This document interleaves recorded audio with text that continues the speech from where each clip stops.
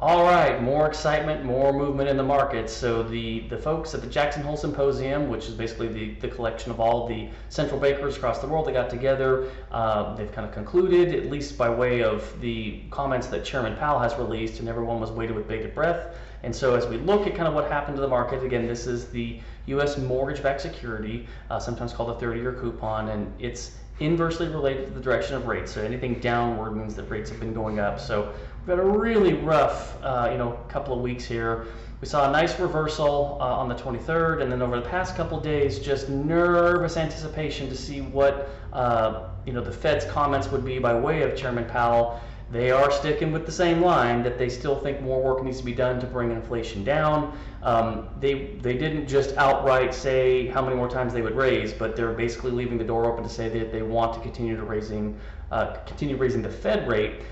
That is a bit of an issue in our minds, and here's why. To pull up a different kind of chart here, shelter costs are a big part of how inflation is measured.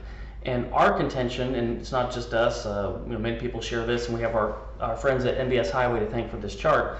When we look at things, and we feel this is the case across the board, we believe that the Fed may be missing the mark and looking too much in the rearview mirror and not looking ahead to see kind of what's really going on.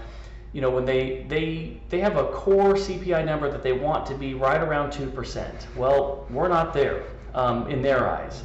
But if you take into account that shelter costs are a huge part of how it's calculated, it's said right here, 43% of CPI and about 21% of core PCE, it's big chunks.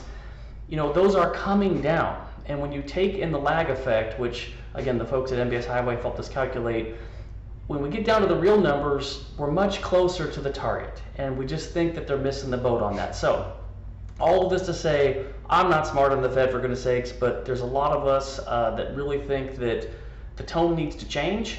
Whether or not that will happen, I don't know. So what we can expect, at least for the next few weeks, and maybe even a few months, is another bit of a wild ride as we just wait to see how things will shake out. There should be additional reports coming out across the board by way of hopefully some jobs reports and other inflation reports that are showing that inflation is abating, but the Fed just seems really kind of relentless on their approach with this. So stay tuned. We'll keep you informed. If you have questions, just let us know. Thanks so much.